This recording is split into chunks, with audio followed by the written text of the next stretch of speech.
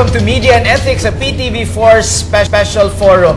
Kathy, ating mga kabataan, syempre narito pa rin sa studio. We're very happy. They're always here with us, whether it's the next Chief Justice or yung impeachment. Very thankful. So, we have Gio Tingson to talk to them. Yes, Gio. Ito na naman tayo, no? At maraming mga katanungan mula sa kabataan ngayon. Ang unang magtatanong ay si Donna, mula po siya sa Lasal, Dasmariñas. Isa po siyang journalism student. May tanong po siya para kay Josh Villanueva mula sa Rappler. Okay. Good afternoon po, Mr. Villanueva. For the sake na rin po nung mga hindi pa masyado naunawaan po kung ano yung trabaho ng mga vloggers, pwede po bang i-explain sa kanila what are vloggers and ano po yung mga responsibilidad na ginagawa as a vlogger? Ano po yung trabaho nila talaga? Thank you. Ang vlogging actually, pwede siyang maging hobby, pwede siyang maging trabaho. Ang mga tao, the beauty of the internet, kahit sino, kung may gusto kayong sabihin, pwede niyong sabihin sa internet. Dati nagsimula yan, parang may mga diary ka lang sa internet. Pero ngayon, may mga ilang vloggers na marami akong mga kaibigan na nanonood ngayon, from Vlogwatch, for example, na gumagawa na, they're trying to be journalists. Kung baga, gumagawa rin sila ng mga storya sa internet. So, actually, bilang vlogger, dahil wala naman, ang mga vloggers ay hindi napapabilang sa isang media organization. Ang mga media organizations, kasi may code of ethics yan, may code of ethics na sinusunod, may mga gabay. Ang mga vloggers, walang nagre-regulate sa kanila. So, kumbaga, if I want to say anything bad on the internet, I can do so as a vlogger if I really wanted to. Pero I think ang mahalaga bilang isang vlogger, lahat ay magkaroon pa rin ng self-regulation. You can say anything that you want to say, but you have to be responsible. Kailangan, kung magbabalita ka, if you're gonna go and report on news, then you need to make sure na you do your job to be accurate, maging factual. Kung ikaw naman ay may mga kuro-kuro na gustong i-share sa internet bilang isang vlogger, pwede mo rin gawin yan. Just make sure na kung ano yung sasabihin mo, ano yung ipapublish mo, kaya mong panindigan yon, you can stand by it. Yun, I hope that answers your question. Okay. Thank you very much. Ito nga, meron tayong iba't ibang layers, TV, radio, and then there's an evolving vlogging. Kaya balik muna natin kay Gio. Speaking of blogging, meron tayong isang online question mula kay Philip Cuaderno. Ang sabi niya, if media is taking sides or has strong opinions on some issues, how can it be more accurate in its reporting? Siguro tanong natin to sa mga opinionists natin, ano? Sir Jarius na lang. Sir Jarius. Nilalagay naman sa sa isang section para ma-recognize na opinion yan eh. Yung hinihiwalay sa news section. Kaya you will notice there sa mga pahayagan, merong editorial opinion, yung tinatawag na op-ed section. Naka-label pa yan sa ibabaw ng pahina. Para hindi... But there are also stories, like mga magazines, for instance, na there are magazines na alam na natin, na binibili natin yan because of the leanings of the magazine. It can be conservative, it can be liberal, it can be radical. Nandun na yun, napapaloob na yun eh. Hindi mo naman masasabing kailangan ikaw dahil ganyan, puro reporting lang eh. Depende rin sa merkado nung pahayagan na yan o magazine na yan. Tsaka siguro yung tumatangkilik din kasi kaya nila tinatangkilik itong isang pahayagan ay dahil they agree kung ano yung stand siguro ng pahayagan na yun. Kung pahayagan ang hinahanap mo, yung daily newspaper, Last question. hinahanap mo news. Thank you, sir. Last question from Gio. Yes. Mula sa ating Twitter, mula kay Jill Neng, ang defensive ng media kapag sila ang nakikriticize, sila na lang ba ang palaging may karapatan? Siguro itanong natin to sa head ng KBP, kay Sir Herman. Okay. Defensive daw po ba ang media. Well, actually, media should be open to criticism. That should be the attitude towards suggestions, kasi that is where we will grow as a medium, as a group, as a body, as a country. We should be open to all kinds of opinions and views, no? And that should be also sa lahat, not only sa print or pati na sa amin sa broadcast siguro, no? Bukas kami dyan. Provided constructive lang, ang dating din ng criticism. Kahit hindi constructive, actually okay lang. Depende yan, no? If there's something good that is coming out of the criticism, then we make amend. We make sure that we make the necessary correction. But if we feel na ang criticism ay hindi naman tama, then we stick to what we what we're doing para magampanan naman namin ang role bilang miyembro ng broadcast. Tanong natin siguro kay Sir Conrad. Sir Conrad, napapag-usapan na rin itong criticism towards media. Kayo po, hindi po kayo iba dito sa mga talagang sinasagot din po yung inyong mga opinion na sinusulat. At syempre, ngayon nga napabalita, meron mga TV stations, may mga TV personalities na nakikriticize din for their opinions. Ano pong tingin nyo dito? Walang problema yung opinion nga Pero tama yung sabi ng agree ako din sa representative ng radyo. Dapat malinaw yung separation between opinion and news. Dapat talaga may demarcation yan Pero over time kasi nahalata ko rin na talaga nagbablur yan Ang dami mga kuminsan sa news pages, magugulat ka. Yung mismong headline sa commentary. Marami mga ganyan And recently we had a case of that. I wrote about it and I said the same thing actually. Dun sa kaso na si Pinoy nagsalita sa occasion ng anniversary ng ABS-CBN, criticize niya si Kabayan. Sabi ko dun sa column ko, ang point ko, ang importante dun I think, hindi pa yung criticism niya na unfair yung mga sinasabi ni Kabayan. I think ang dapat na criticism doon, hindi ka dapat nagko-comment dun sa news while the news is being read. Kung gusto mo, magkaroon ka ng separate section na opinion o kaya editorial ng ABS-CBN, but you don't comment habang binabasa ang news, nagko-comment ka sa loob ng news. Foul yun Sa akin, that's my opinion. Dapat malinaw ang separation between opinion and news. Okay, Otherwise, Mark, you're creating a hornet's nest of problems. Bago Si tayo Professor. tumungo kay Gio, merong gusto yatang idagdag si Sir Jerry, tumatango siya. Sa araw-araw na paggawa kasi ng balita at saka news kasi, araw-araw na struggle. Dinidefine natin what is news, what is journalism, and what is probably ethics, and what is opinion. Ginamit ni Jairus ng word na gatekeeping. Totoo yun, gatekeeping talaga ang ginamit. Yun nandun ang pagsala talaga. Nandun araw-araw ang struggle namin kung dapat ba ang pangalanan ng isang witness or ilalagay mo siya sa alanganin kung papangalanan mo siya. Araw-araw nagiging struggle namin yan Yun din ang point ko. Kung ang news at saka ang commentary ay nagmi-mix, malaking issue yan. Napakalaking problema yan sa mga nagbabalita. Dapat ang balita lang.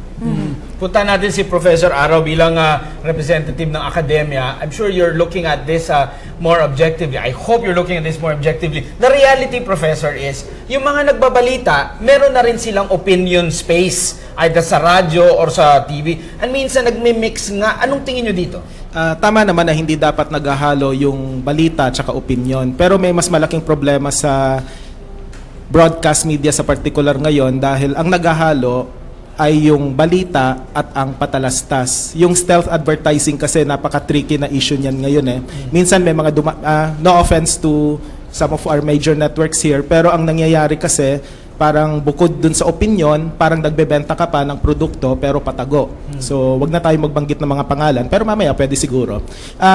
Isang punto yon. Pangalawa, kailangan din kasi nating tandaan na yung pamantayan kasi ng etika ay dapat nating niyayakap Madalas naming sabihin sa mga estudyante ng pamamahayag na para maging epektibong mamamahayag, dapat maging mabuti kang mamamayan. To be a good journalist, you have to be a good person. Kasi kung ang hinahabol mo lang ay yung kita mula sa iyong profesyon, kung gaano kalaki yung ibabayad sa iyo, doon ka nagiging prone sa sinasabi ni Conrad kanina tungkol sa bribery at iba pang forma ng pagkuha ng pera. Kasi may mga beat diyan, di ko nababanggitin ko anong beat. Disappointed ang isang reporter kapag 20,000 lang yung kanyang naibubulsa. I hope I'm not giving you any false ideas. Pero may mga ganong realidad sa media na talagang rampant yung corruption. Kaya yun yung dapat nating tinututukan din Pero kahit sa kalakaran ng mga media organization, dahil hindi masyadong naiintindihan ang pamantayan, parang pinaghahalo rin yung patalastas at saka yung balita, kaya may extra na kita na nakukuha yung mga media organization bukod pa dun sa kita mula sa actual na patalastas na nakikita sa mga commercial gaps. Okay. Yun lang po. Mark, balikan natin itong issue na ito, tungkol dun sa paghihiwalay ng opinyon sa balita. Itong Rappler kamakailan ay naglabas ng opinyon tungkol dito sa naging mainit nga na pangyayari na ito sa anniversary ng TV Patrol. Ano ba yung naging opinyon ng Rappler? At nabanggit doon, Cathy, dagdag ko lang yung term na revolving door. At yung kung dati kang politiko, pumunta kang media, baka mahihirapan ka dahil meron kang conflict somehow inherent to your person because of what you did and what you're doing now. Dati kong TV. I used to work with TV. Pero actually, we came out with 3 reports. Ang una is matapos yung speech ni Pinoy, binalita muna namin yung nangyari. Ang follow-up story namin ay mga reactions from social media. Dahil after nag-publish kami, ang daming nag-react eh. So tinanong namin yung mga tao, tama ba si Pinoy? You did a survey? We did what we usually do is we ask questions. So matapos namin i-publish yung story na yun, tinanong namin, tama ba si Pinoy? Nasa lugar ba siya nung nag-speech siya against kay dating Vice President Noli de Castro? So we got a maraming reactions na nakuha namin. Yung iba, sabi nila wala sa lugar si Pinoy dahil raw event yun ng TV Patrol. Other people said na tama lang, it was he had it coming. After that, naglabas nga ng isang article si Chai Hofelenya. Actually, Chai is our community director. She also heads ethics at Rappler. At siya isang aking teacher rin sa media ethics nung ako yung nag-MA. She put out a separate piece, a blog, para siyang blog. We call it Thought Leaders. Meron kaming section sa Rappler where we have editorial, where people can come in and give their opinions on important topics. Chai wrote about now, Chai did not speak on behalf of Rappler, but this was a piece that we published on Rappler. She talked about how, as journalists, na naging bahagi na ng politics. Mahirap, parang revolving door nga. Mahirap nga na ikaw ay bahagi na ng isang political party, you stood for some issues, tapos babalik ka sa news where you're supposed to be objective. Pero bilang isang, my personal belief din sa bagay na yan is you cannot completely be fully objective. Like you said nga doon sa mga headlines natin, even in our headlines, may konting editorial judgment na yun eh. Yung editorial judgment na yun, in a way parang may bias ka na doon. Pero I feel like there is a difference between reporting facts. Pag magbabalita ka ng facts, wag mong hahaluan ng opinion. But at the same time, you also have to be aware na hindi mo talaga matatanggal yung bias ng isang reporter. May kaakibat na bias lagi yan. Siguro dahil Copy. tao lamang, ano, at may Tama yun, sariling oo. opinion. But- Sige po. Yes, You know, sir. Alam mo, tama yan na ang nakagawian is that news is news, no? Diretsahan. Yun ang nakagawian natin sa tradition. And then kung komentary ka lang. But if you have noticed, yung nag-evolve yung takbo. Depende sa programa. Will you stop somebody from coming up with a program that will combine news and commentary? Ako, hindi natin mahirap ipahinto yan. Is there a law that is against it? Maybe it may not be acceptable to others, pero kung gusto niya, ganun yung format niya. Siguro sa akin lang, pwede payagan siguro, provided he should make it clear, no? Na his is a news with commentary program. News and views ang dating, no? Well, you're speaking of itong nature ng show mismo. Yes. Tapos yung naman, pinag-usapan naman ni itong representative ng Rappler is yung character ng person mismo. Tanong natin, Sir Conrad, what are your thoughts on this exchange, sir? Yeah. Ang ano ko lang, dapat i-distinguish din natin between subjectivity and opinion. Yung subjectivity, importante yan kasi a long time ago, tatandaan ko, people still believe that news should be very objective. And dapat naman talaga, we should strive for it. Pero over time, if you remember, hindi nyo matatandaan siguro, lalo yung kabataan. Pero sa mga 30 years ago, 40 years ago, makikita mo yung mga news stories, walang byline. Ang idea is that it's an objective reality na inaano. Over time, kahit Time Magazine, Newsweek, other newspapers sa US, makita mo may byline na. Ang idea dyan, kahit news talaga, you're perceiving it as subjectively. Ikaw yung reporter, ganito yung pananaw mo, I'm perceiving it this way. But you're saying, to the best of my ability, this is how I see things happen. So may element ng subjectivity, pero malakas din yung element ng objectivity. Yung opinion, it's saying, no, this is what I think happened. Iba yun, ha? Iba yung subjectivity, tapos iba yung outright opinion. Those are two different May I things. add something to that? Yes. My favorite magazine, I think it's number 1 in the world, is Economist, Walang byline dyan. Pero mga story niyan, hindi objective na yung pure ano lang. These are analytical and interpretative stories. But you will tend to believe them. Okay. Kasi I just want to add lang, just quickly lang, yung kay VP De Castro, whether or not, I'm not here to say kung siya ay unbiased or meron siyang kinikilingan. I think one thing that you have to remember is perception. Yung perception ng tao. Whether or not guilty ka, kung people bilang isang mamamahayag that reports the news, when people perceive you as having a bias towards the government or the opposition, it's hard for you to have that credibility to stand on the anchor's desk and be credible about the That's news. interesting. Credibility. Yung perception kasi, especially in this day and age where perception of the country can affect the economy. Perception of the country can affect tourism. Marahil pwede natin pag-usapan yan. Pero balik muna tayo sa ating kasama with the Yes, kids. maraming katanungan na naman si Gio. Nagkaroon kami ng konting small discussion dito at napag-usapan nga yung issue ng credibility. Tawagin ko si Angelique mula sa Trinity College. Meron siyang katanungan. Good afternoon po. Tatanong ko po kung paano po nakakaapekto ang ownership ng isang media firm sa kanilang broadcast or sa kanilang media coverage. Good question. Would we ask Sir Alan to answer? Pakiulit yung question. Yung ano daw epekto nung pagmamayari? Yung clarificatory Yung sa mga storya na- napag-usapan din namin dito na yung pagmamay-ari ng, for example, ng isang tao, isang business ng kanyang isang media outlet, pagmamay-ari din niya isang kumpanya na nagpo-provide para rito. Okay. Medyo mabigat yung tanong na yan, no? Kasi whether we like it or not, i-admit natin na isang media entity is also a form of business. Yan. Okay. So, given that fact ngayon, depende ngayon sa owners niyan kung yung kanyang pagiging negosyante ay papabayaan niyang makaapekto dun sa araw-araw na paglabas ng mga balita sa kanyang media entity. No? Kasi dapat up to a certain extent, i-isolate mo yung personality mo as a businessman doon sa personality ng media entity which you own or which you publish.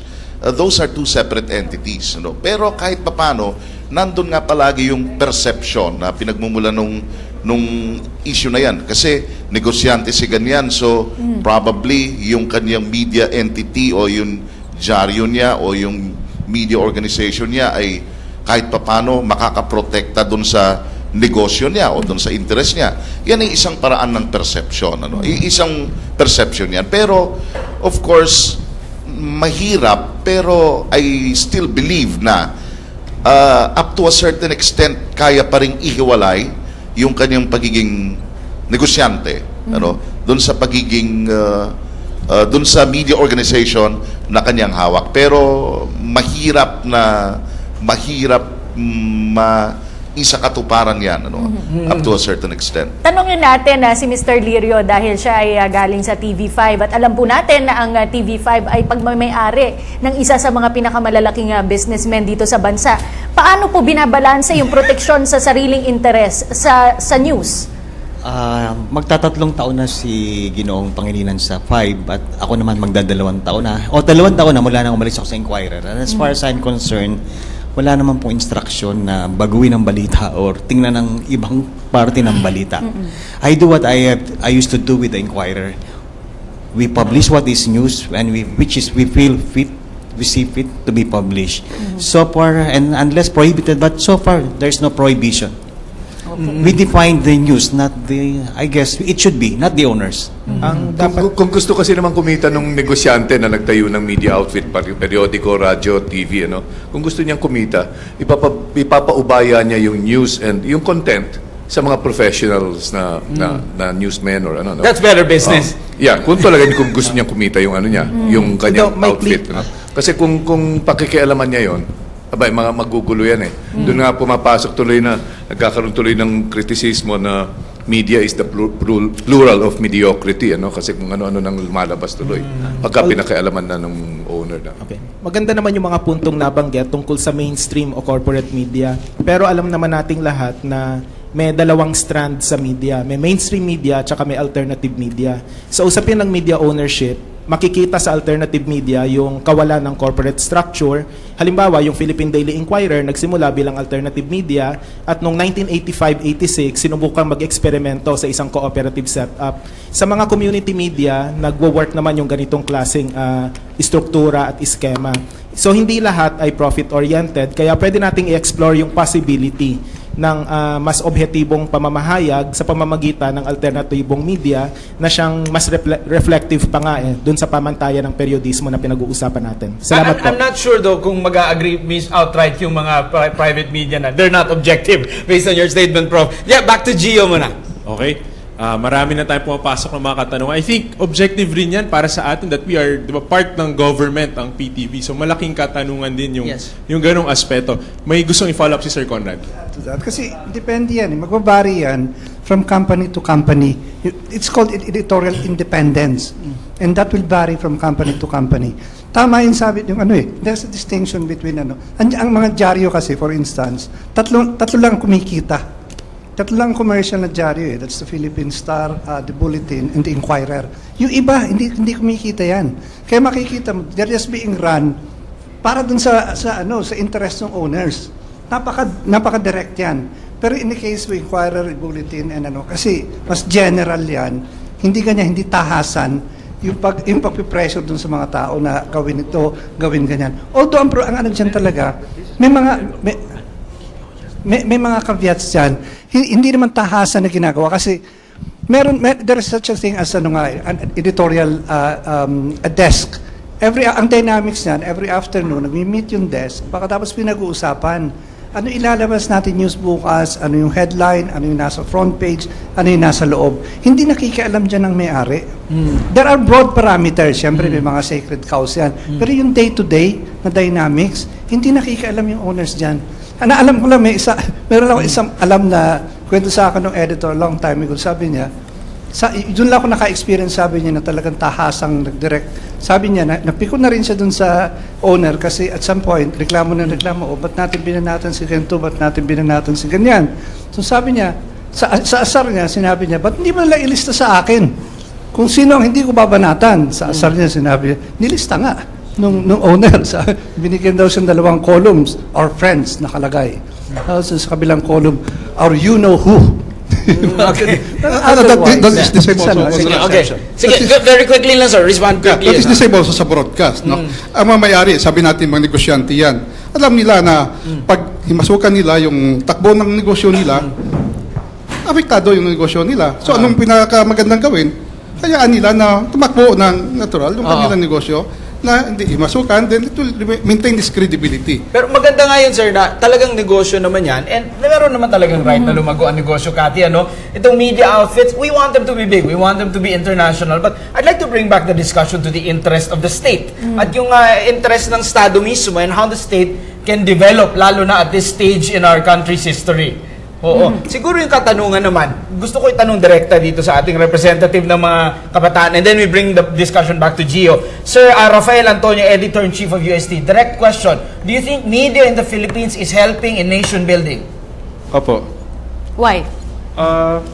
Ang media kasi, napakaswerte kasi ng Pilipinas dahil compared sa media ng mga ibang bansa, na-enjoy pa rin natin yung kung ano yung meron tayo ngayon sa media.